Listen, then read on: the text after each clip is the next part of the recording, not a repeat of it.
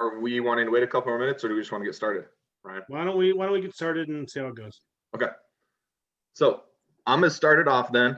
And what I'm gonna kind of quickly show you guys is there's some stuff on our Albany website that can kind of get you to some different places that will get you different types of resources and information. So I'm just gonna quickly kind of go over that and show you guys kind of what that looks like and where our YouTube page is that also has some helpful videos and some nice video resources for you guys. But the very first thing I want to do is in the chat, I am going to put in a link to a survey that we put out, and it's just a quick 5 questions. I'll actually show you guys what it looks like really quick.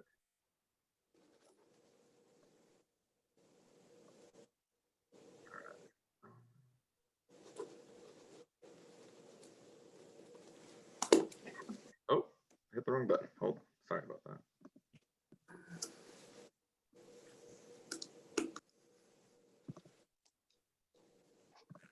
Okay, so this is what the form looks like. It's just a quick 5 questions. The first one is just in future forums, what would be topics that you would be interested in learning about and things we could cover in these forums. The second question is just a question about what grade your child is in, or children if you have more than one. The third question is just what's the best way for us to provide resources to you guys? So either through these forums, district website, email, Facebook, or if there's another way that you guys like to get your information. Like I said earlier, just how many children live in your guys' household, just so we have an idea of how many kids are going through distance learning within your guys' house. And then the last question is just how often would you be interested in attending parent forums like this? Twice monthly, monthly, every other month, or just, you know, I came to this one, I got the information I needed, and I wouldn't need to come back. So that's kind of what the survey looks like. Like I said, it just takes a couple minutes. And if you guys could just take a couple minutes to fill that out for us, that would help us be able to kind of set up these forums and have know what information you guys are interested in having and how often you guys would like to have them. So since after that, I'm going to show you guys, here's the Albany home screen. And there's a couple different ways you can get to some of that. Del, did you have a question really quick? Just going to ask, how do we access that? You're going to tell us now then? Yes. Oh, all the website stuff, or the survey? Yeah, the survey, do we find it on albany.k12.or.us or somewhere else? So in Zoom right now, if you click on the chat button, I put a link to that survey in the chat. So you can just click that link and it will take you right to that survey. Oh, you want us to do it now? You don't have to do it right now, but if you just click that link, you can save it up in a tab, and then when we're done, you can take care of it. Or while I'm talking, you can fill it out too. Whatever's easiest for you guys. So go to chat. Yep. And then click on this. Okay. Let's see if we got it. Oh, there it is. Okay.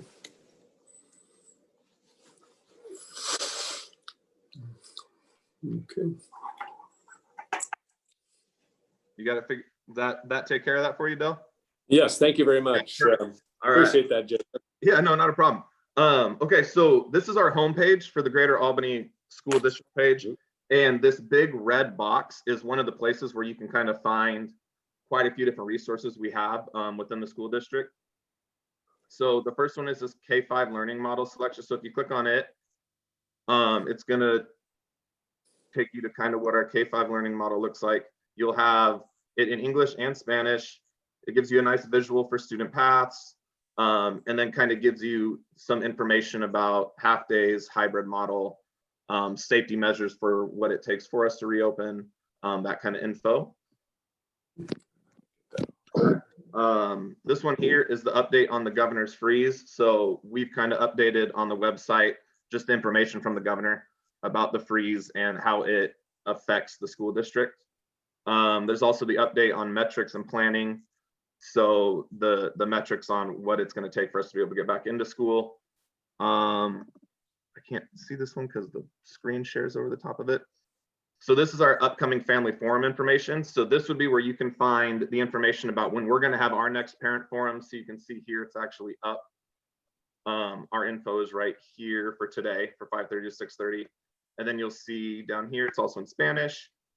And then this will get updated as we have a new date for the new forum that we're going to be having coming up.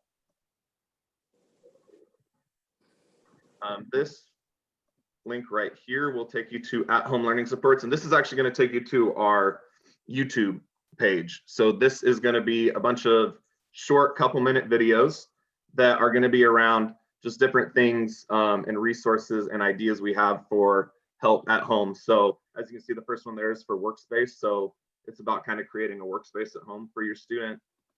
Common accommodations that we use within the school district that could maybe be implemented at home. How often would be like Quite a few other different types of videos as well within all of that.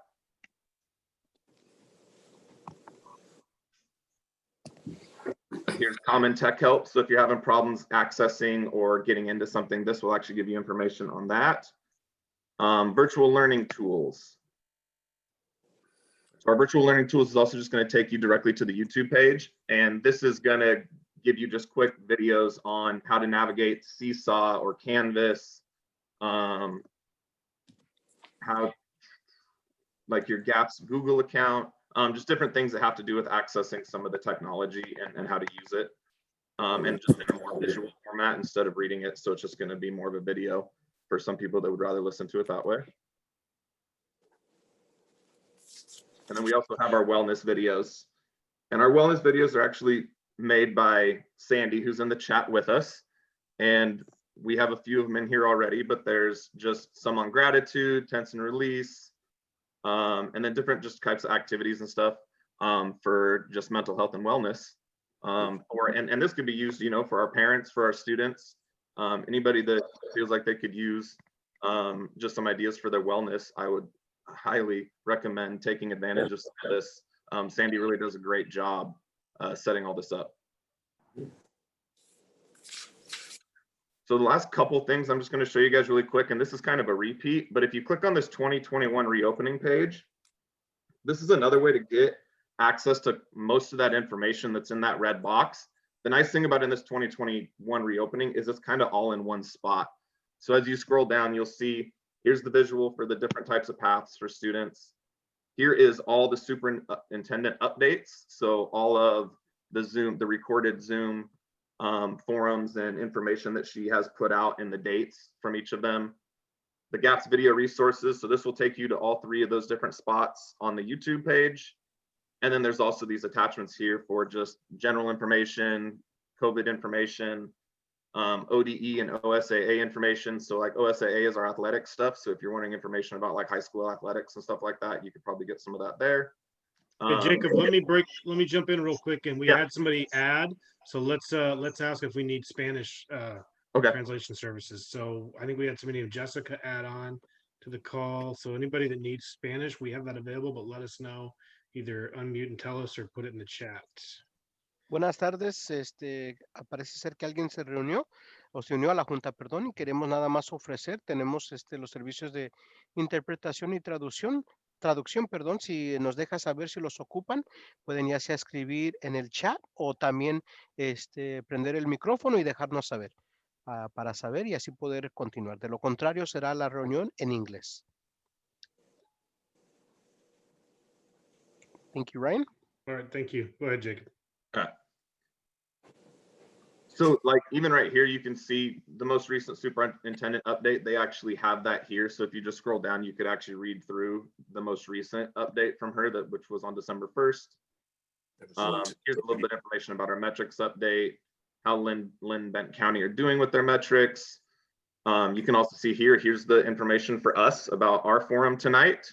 So that gives you that information, and there's the link just to be able to get into it. So it's really easy just to be able to pop in there, click the link. Here's our next upcoming K-12 family forum. And then there's also just some extra information down here around meals, mental health resources, statewide testing updates, another spot where you can access the video resources. So like I said, this is just kind of a one page where if it's just easier for you to scroll down and kind of look through it that way instead of using that red box on the homepage. It's just another way to be able to access all that information.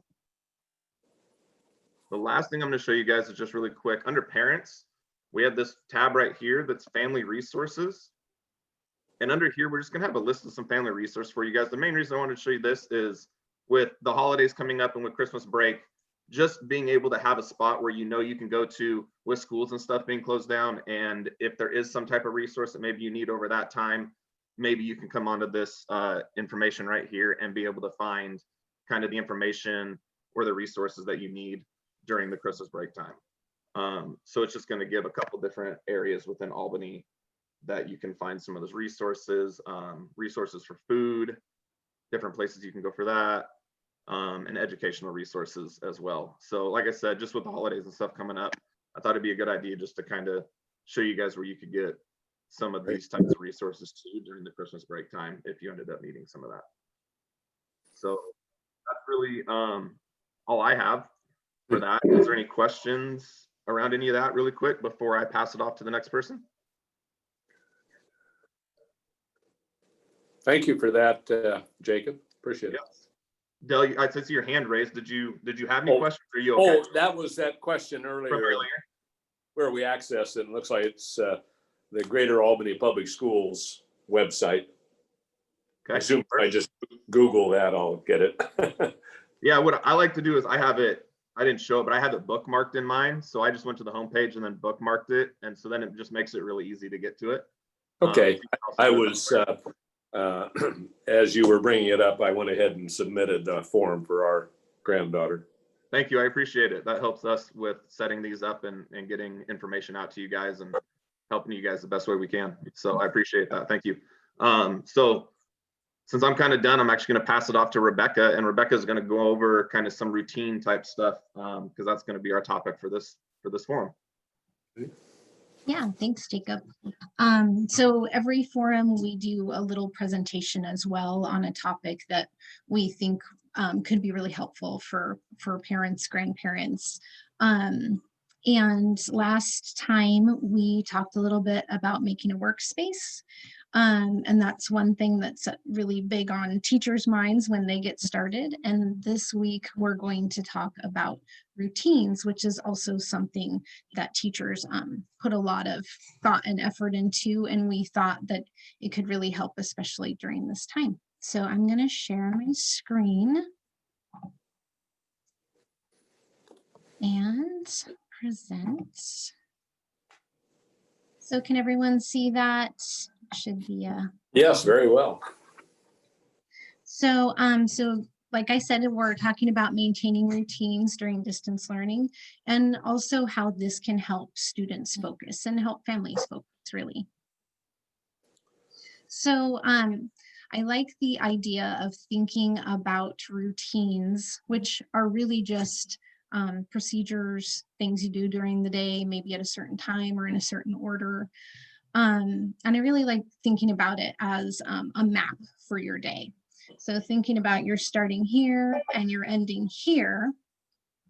And there are all those things that you do in between there.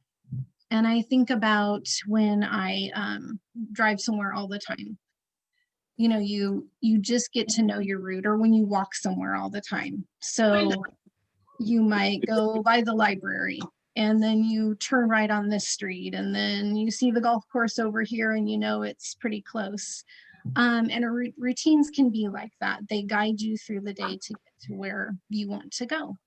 And a good routine, I think, is a lot like when you are doing that drive or that walk all the time and you know it so well that you're almost on autopilot. And so that's kind of the idea behind it, is that there are these little things that you do throughout the day that guide you, and you don't even really have to think about them after a while.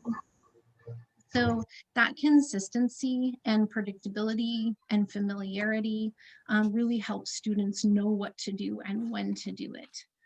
And they help us stay organized, and they help students stay organized, and they help the teachers stay organized when they have good routines. And it also helps us switch from one activity or a setting to another one. So if we know that right after lunch we do this, that transition into that activity after lunch is a little more seamless, because we know that it comes right after lunch and we know when it's going to happen. And so our brains don't have to really think about it too much. We just know that it's going to happen. And that really decreases anxiety and frustration. for parents and teachers and students and everyone. So, and right now it's pretty unpredictable. And so I think it's a great time to start thinking about just even some simple routines that we have in the house that can help everyone feel like they have something familiar and they have something that they know, and they know how to do it, and it happens the same way all the time. So I have a quick story that I think illustrates the opposite of that really well. I have a daughter and she goes to the U of O, and so she wanted to come home for Thanksgiving early and called me up and said, would that be okay if I came down that night to get her? And so I thought, sure, that's great. I want to see her. But it was a change in my routine, right? And I wasn't expecting it. So it's fine. I drove down there, and it was dark, and it just started pouring. So I was a little anxious about how much rain there was, but I'm from Oregon, so it's not the first time I drove in the rain. But at that point, I'm doing something different, and I'm a little bit anxious about what's happening. And I get off the freeway and I turn to go to her new apartment, which I've only been to once because she used to live in the dorms. And I'm thinking, this doesn't look familiar at all. And I realize that I've made a wrong turn. So now I turn back around, but I'm feeling a little less confident about my navigation skills. So first, I'm doing something different during, for the evening. Second, I'm a little anxious about the rain, and now I've made a mistake. So I'm thinking, do I really know where I'm going? Is this the right direction? So I realize I am going in the right way. And I go to turn left on her street, and it's dark and it's raining, and the college is usually full of students, but it's just empty and everything kind of looks different. And Eugene's kind of a funny town with a bus going right through the middle of the road. And I turned when the light turned green, and I realized there's this cement median in the way, and I'm on this little tiny road, but I'm on the wrong side of it. And I'm thinking, oh my gosh, what's wrong with me? I'm a really good driver. But I've had all these things. I've doing something different. I'm a little anxious about the rain. My confidence is a little shaky. Everything looks different to me because I'm not used to going that exact route. And so even the skill that I have, and I'm 45 and I've been driving, since I could, is not as strong as it usually is. And I really thought about kids with this. And that idea of being on autopilot and going throughout your day with these routines, and how all these little things around us can really distract us. And so I thought, oh my gosh, how hard would it be for these students to be doing math right now, or to be reading right now with all these things around?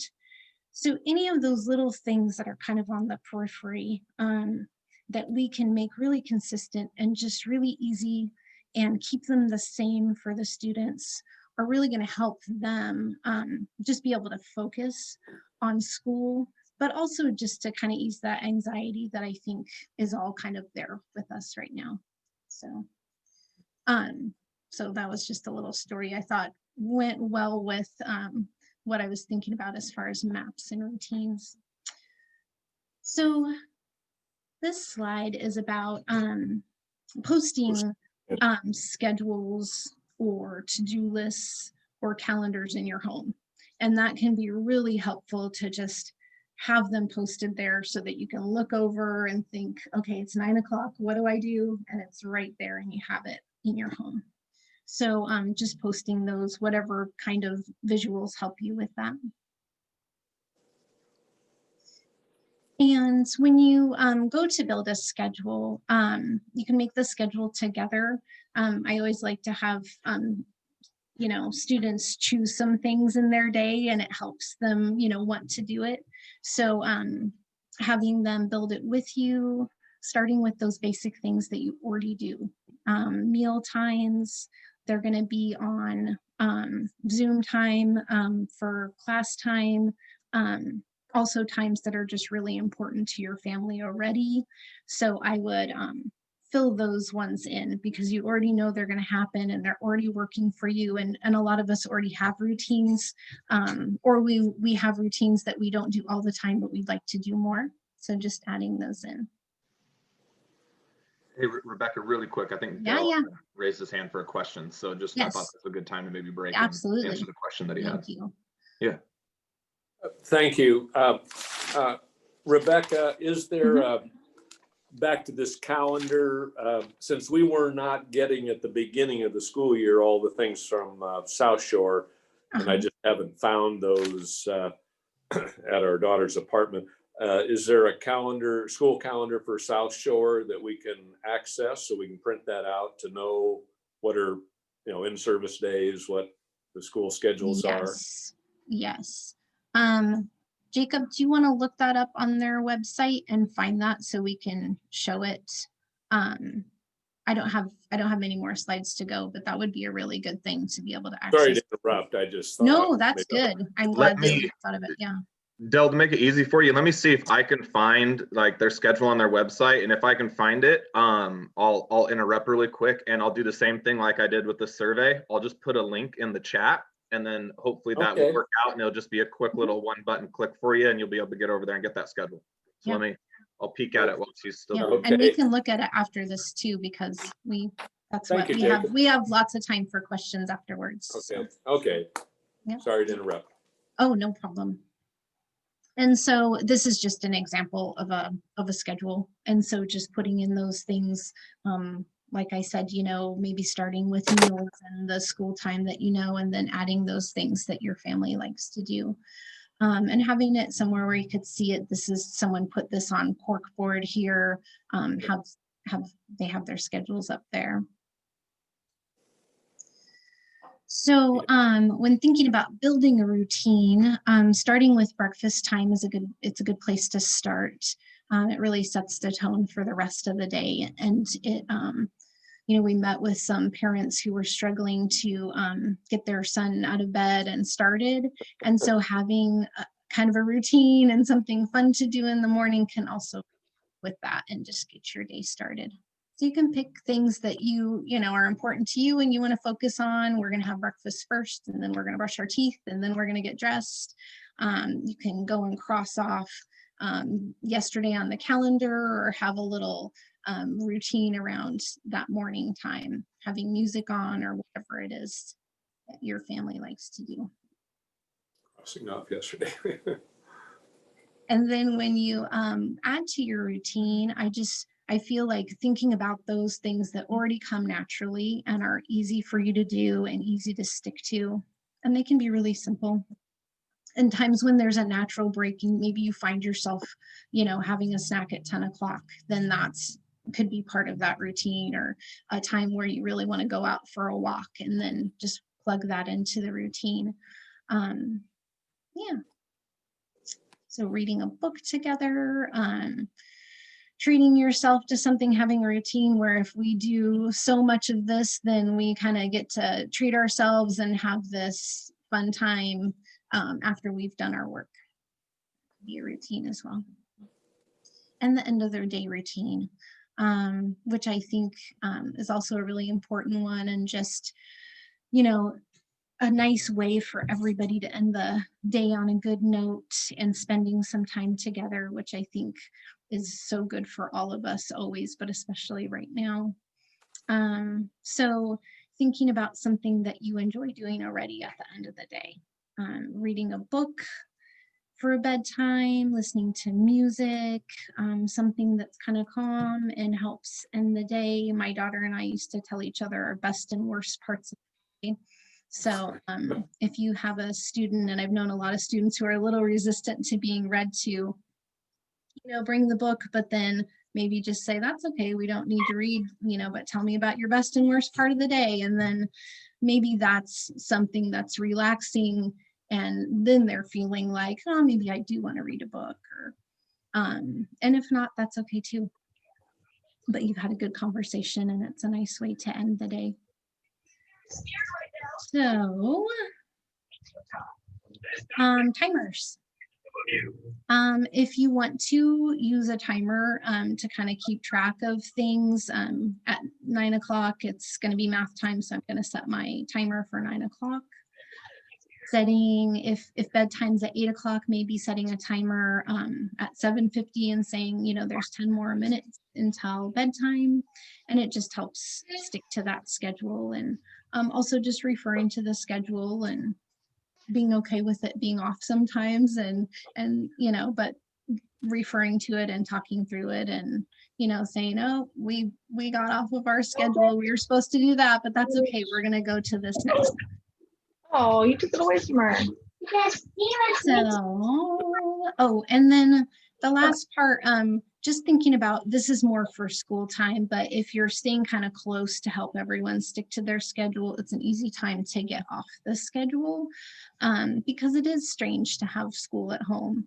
And so if you kind of stick together, and maybe you're doing your work and they're doing their work, or whatever it is that your household is situated like, it makes it a little easier for everyone to stay on schedule. And yeah, so just thinking about that map idea again, that it's a way to guide us through the day. And when we have something at the same time every day, it tells us what happens next.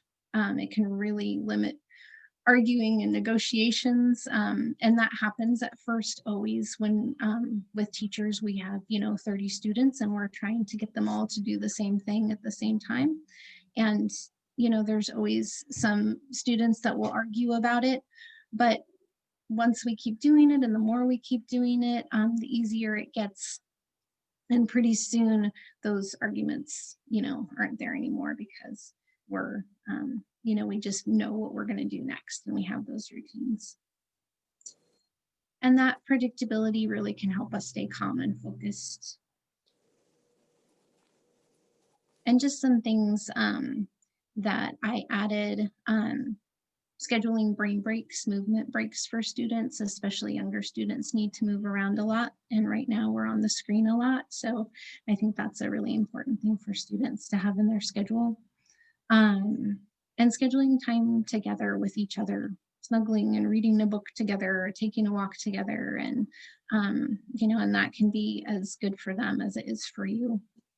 And just adding those little things like hiding notes that tell them they're doing a good job, and giving them a high five when they do a good job. And just remembering that it's a stressful time for everyone. So, have fun with it, and be forgiving when you're not on schedule, or if you have, these really big ideas for creating routines.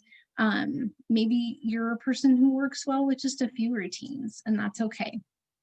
Some people love to plan everything, and some people just need those few things to guide them through.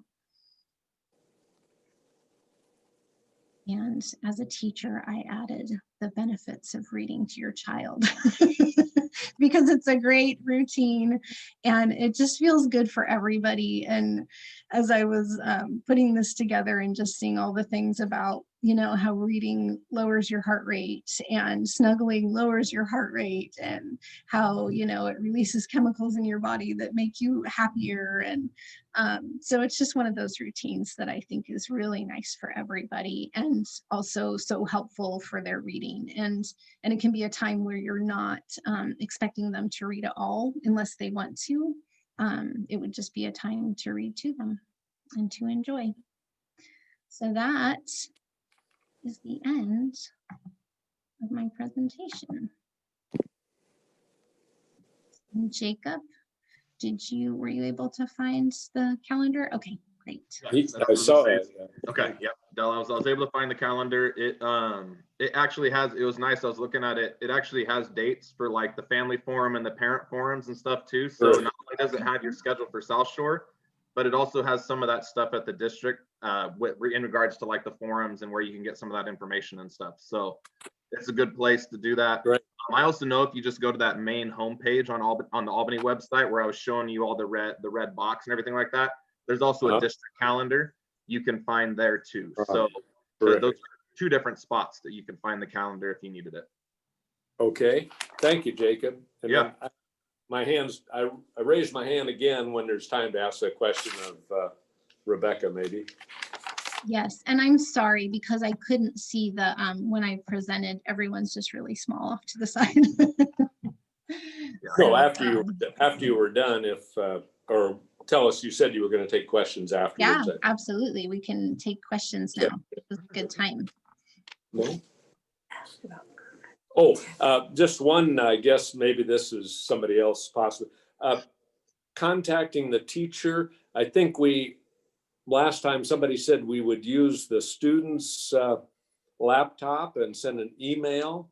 No, I haven't asked our granddaughter to actually look at her laptop, but I think last time we asked that question, I haven't tried it, but how would we contact to get a question or ask to set up a time to talk to our granddaughter's teacher?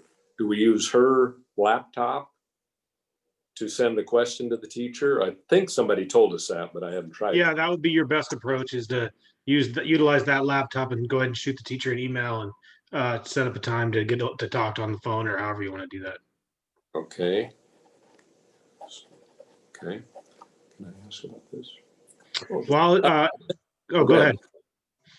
Then I guess for Rebecca on the routine, how attentive should, originally our granddaughter, when she started last spring, was in an apartment where she was working at the kitchen table, and she made some comment about her mom was kind of always looking over her shoulder, and now we've set up a workspace upstairs to give her some privacy. But how often should we be checking in to see? I remember reading about some educator on the East Coast or something that had like a junior in high school, and mom's working downstairs remotely and spending 8 hours a day on her computer, and she found out her daughter was spending all her time on not attending class. She just assumed she had a responsible daughter upstairs. She wasn't checking up on her, and she found out the teacher, she wasn't doing her homework and she wasn't attending class. She had her daughter upstairs, apparently in her bedroom or something.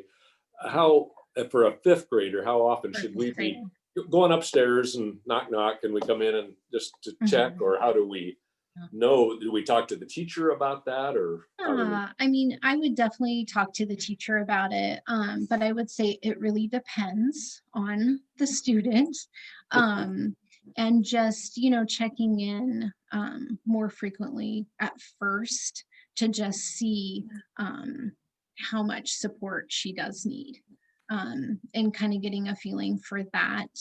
I did read quite a few things that suggested having the student in an area that's more central, because students are kind of drawn to a central area and they want to know what's happening. And it's also, I know my daughter is in college, and it's easy for her to get off track doing her work. And so I think even with the most responsible students, it's still really hard, to stay on track. Did anyone else have thoughts on that? Thank you. Sandy? Yeah, no, I agree with that. So a more central place, just until the comfort and familiarity is there. Not that you're leering over the shoulder or checking in necessarily, but just that she knows and is comfortable that she can get help.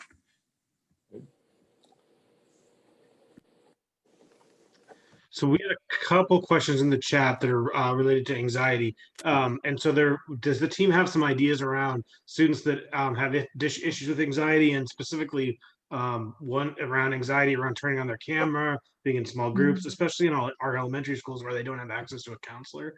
Do you guys have some ideas or thoughts for these guys on that?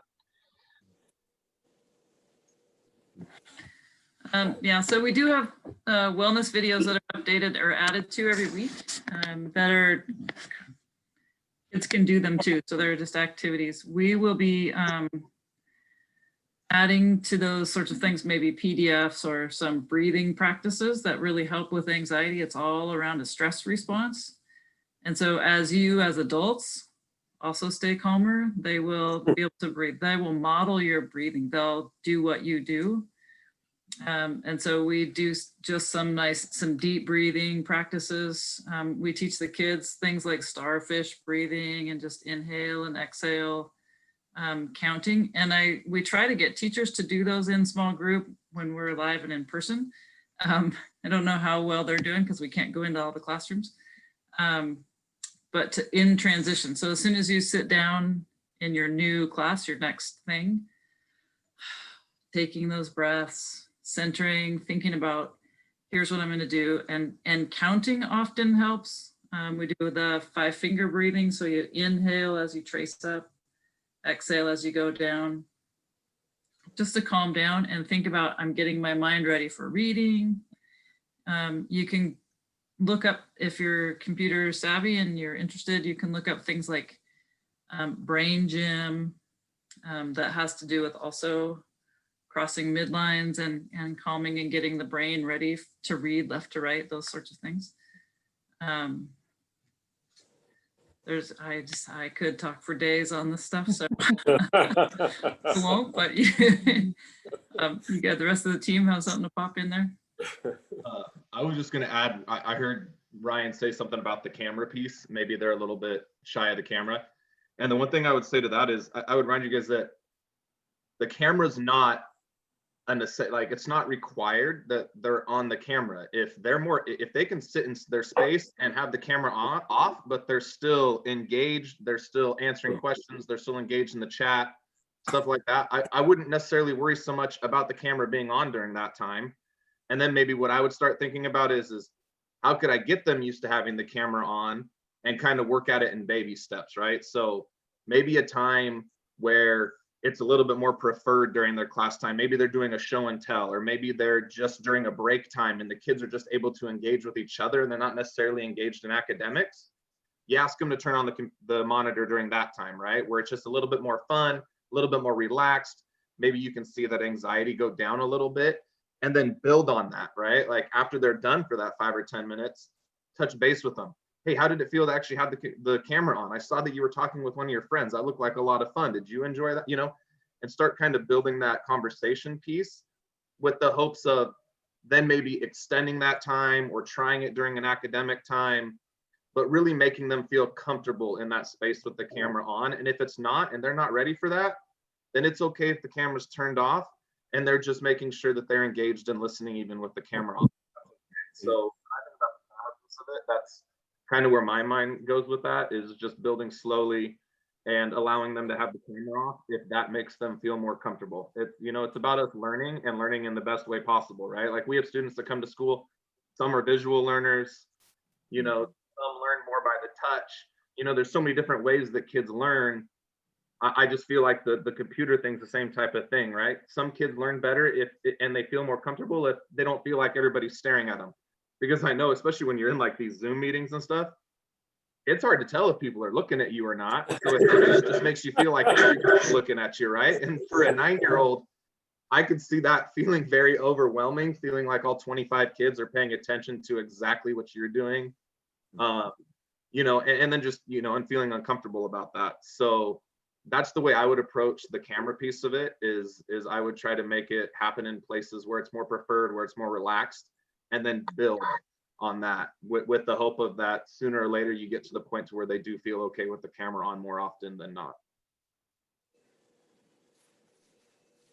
Before too, so there are a lot of students out there, I think, that are feeling uncomfortable with the camera, so take some time.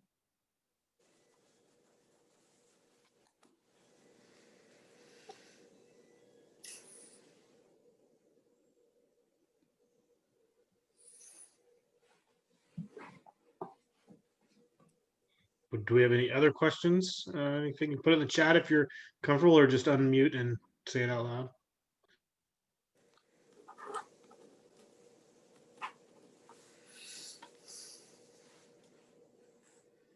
And I would say there's the question that Sandy addressed, just about resources with anxiety and depression in kids. And I think there are some really good videos on there from Sandy and also from the rest of the team that are a little more centered on students. And I think a little bit of both of those things can really help. So some of the, even the idea of having those routines can really help lower anxiety, as well as those videos that Sandy has made that are great, and they're 2 or 3 minutes long, and they really help you regulate your emotions. So I think a combination of all of those could be really helpful. The other thing I was just thinking about when we were talking about this was, especially for kids that maybe are like 3rd, 4th, 5th grade that have already been in the school that they're at for a little bit, is talking with them, because sometimes who's the person that they have the best relationship in the school with, right? Like sometimes it's not necessarily their new teacher that they got this year. Maybe it's their teacher from last year. Maybe it's the PE teacher. Maybe it's one of the SEAs in the building that helps at recess or something like that.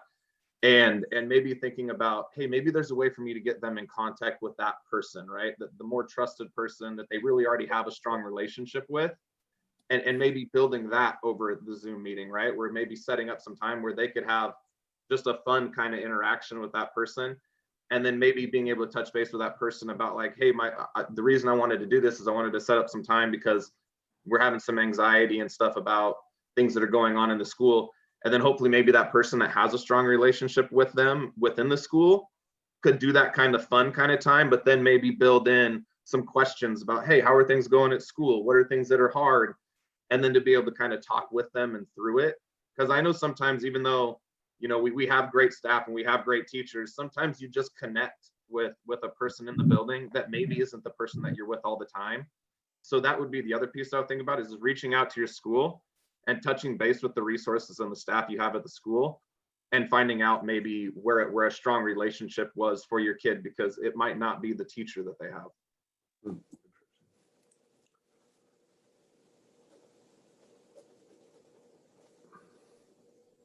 But I would also talk to the teacher too, and see if there are times where would it be okay if in this small group, maybe they all have their cameras off, just to, they might have some really good ideas about helping them as well. So I would check in with them. Yeah, I can tell you a lot of the assistants and the behavior people that are in buildings, we're all craving seeing the kids. So to set up a time to say, hey, can we just set up a meet to chat and just talk about whatever? It doesn't, not that they're in trouble and it has to be about school, but just like, hey, how are you coping? What's going on? Who's helping you? What did you do fun? What's a good thing? What, gratitude, any of those conversations. Just that connection, there's studies that show that seeing people triggers the same space in the brain that gets triggered when we're hungry and we eat, right? So that feeling of satisfaction and contentment and happiness, which also helps with our anxiety and bringing all that down. So we are wired to be social and to connect. So those kinds of ways that you can reach out would really be welcome. They'd be beneficial for both sides, right? So the adults at the schools as well.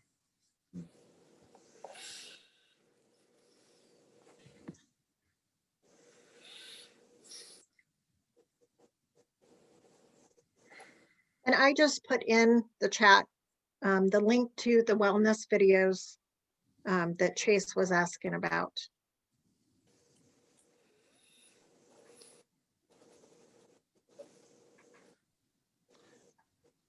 All right. Do we have any more questions? Any follow-up? We got about 8 minutes left.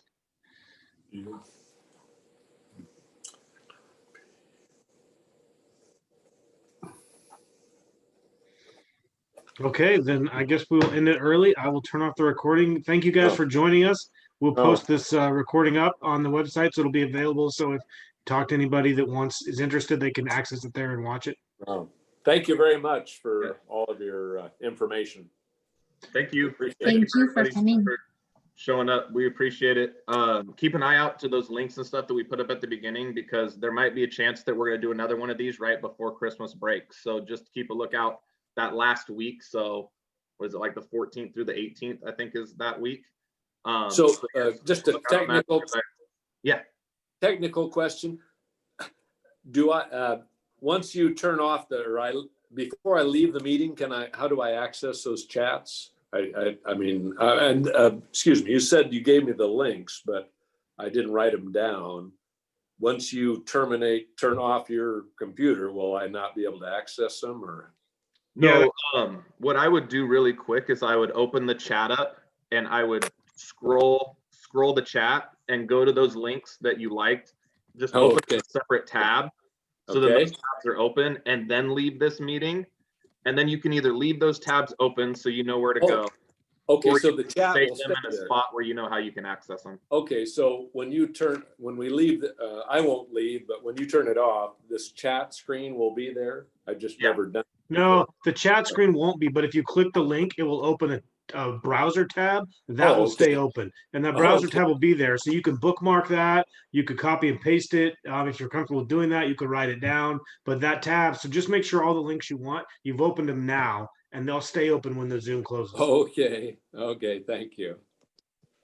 I think we Very good. quickly Thank you. have one more question. I think Tabitha had one more question. I saw it come through just as we were talking.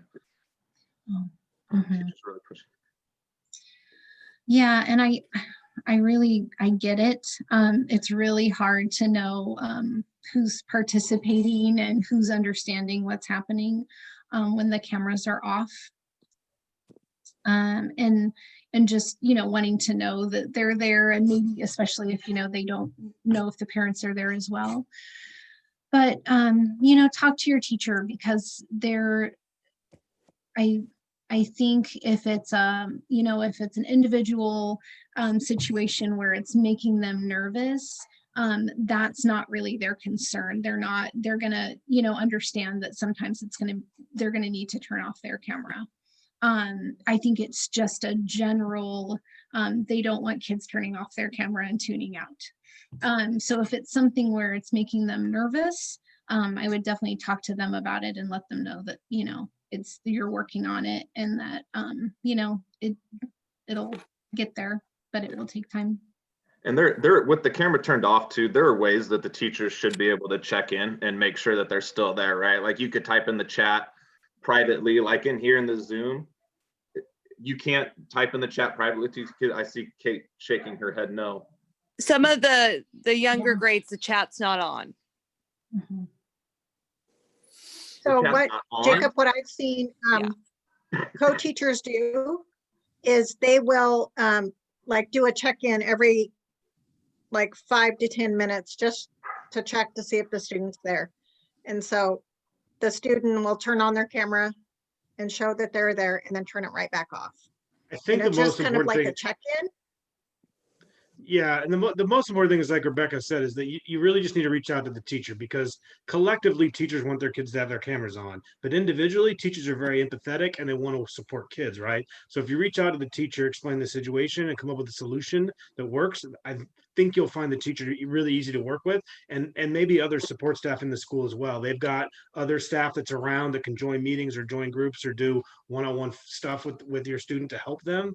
But I really do think that relationship and being really clear with the teacher on what's going on is what you need to do, because a lot of the kids are turning their camera off because it's behavior, because they don't want to be caught not doing what they're supposed to be doing. And I think teachers are struggling to filter that, right? So that's just reach out, have a conversation with the teacher, and try to develop a plan. Yeah, go ahead, Kate.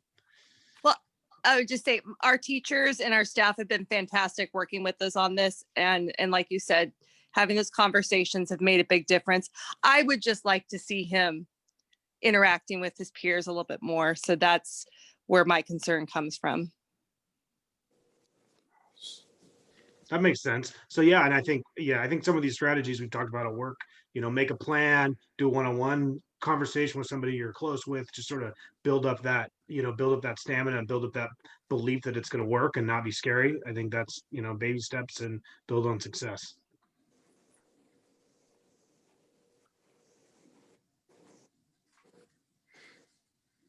Okay.